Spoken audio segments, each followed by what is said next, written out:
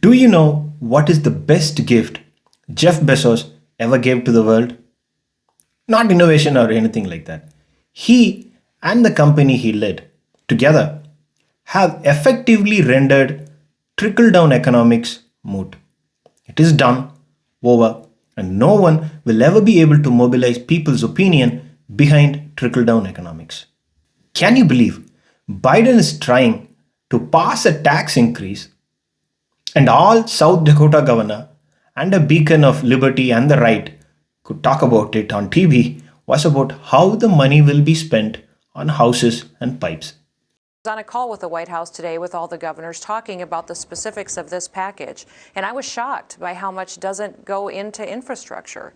It goes into research and development. It goes into housing and pipes and different initiatives, green energy. And it really is not an honest conversation we're having. Biden is proposing a 7% tax increase on corporations, and Cancun Cruise is still fixated on border crisis and immigrants at the border. Josh Hawley wants Biden to not talk about H-1B visas, and Marco Rubio is busy tweeting about China and Bible verses. None of the 2024 presidential hopefuls from the GOP side have sounded alarm about the tax increase part of the Biden's infrastructure proposal. Do you believe what is happening here? A proposal to increase corporate tax by 7%, and the sky is not falling yet. Heck, even the foxhole did not go after it. Are we in the United States or some other country? What is really going on? This is Consensus, the only channel to forecast Biden will win 306 electoral votes 24 hours before the polls closed on November 3rd. So subscribe to the channel. It will help the channel and myself grow. Thanks for watching. The days of promising people that a tax cut is the path to economic heaven is over.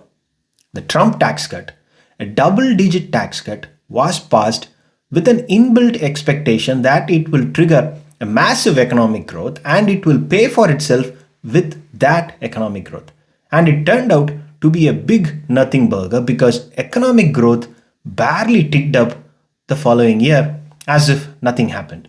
Come on guys, if this was true, that lowest tax is the only road to economic heaven, then Bermuda and Cayman Islands must be the world's richest economy. Are they? No, they will never be, because to be a successful economy, you need a lot more than lower tax rates. A good tax rate is what the country can ask in return for what it can offer in the form of talent, infrastructure, living conditions, an efficient legal system that can resolve corporate disputes in a timely fashion, and a stable government that does not pick sides. Americans have now seen enough over a long period of time to arrive at a conclusion on trickle-down economics. Thanks to multinational corporations that dodge, deflect, intentionally complicate tax reports and park their dough in overseas subsidiaries to reduce taxes, while every single middle class men and women get their taxes deducted even before they can see the money in their bank account. There are still plenty of companies that pay near zero taxes as if they make nothing, and no other company gets as much brickbats as Amazon does. So take a look at this report from CNBC. In 2018, Amazon had an income of $11 billion, but the company paid nothing as tax. Let that sink in for a moment.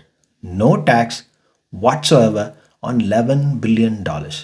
Amazon uses all the good things, great things that the United States has to offer, enjoys an amazing pool of talented people who come out of the US educational system, uses all the airports, roads, motorways and waterways built and maintained by the US government using its money.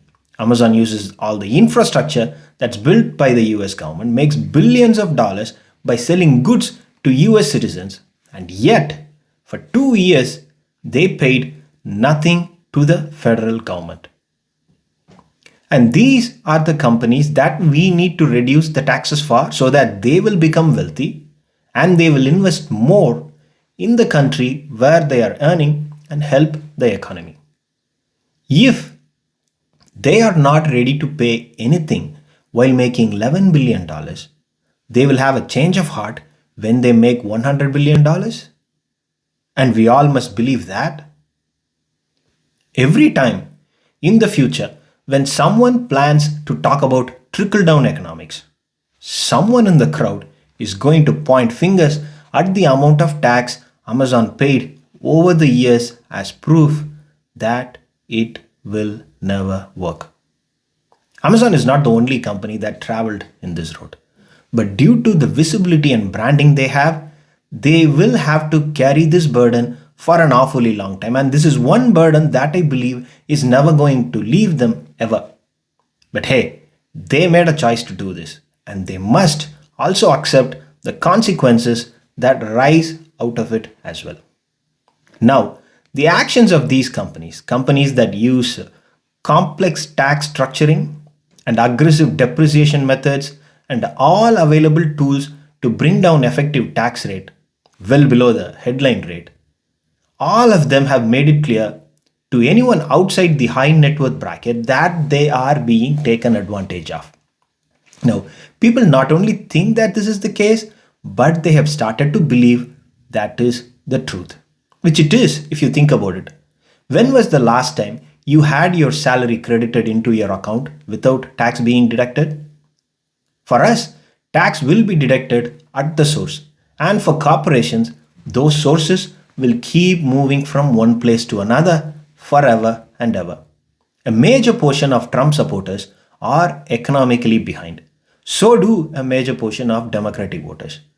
Biden's decision to increase taxes on corporations is not going to move the needle against him within these two segments.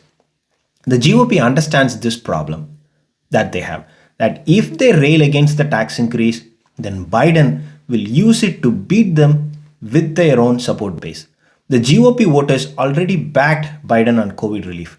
So it's not a stretch to believe that it could easily become the case again if GOP takes the heaven is going to collapse when corporate taxes are increased approach. And if the GOP is not able to beat back Biden by rallying the country against his proposed tax increase, then let me tell you this: trickle down economics is over, done and dusted. The GOP will never be able to breathe life back into it forever. Good riddance. Thanks for watching. If you like it, please do subscribe.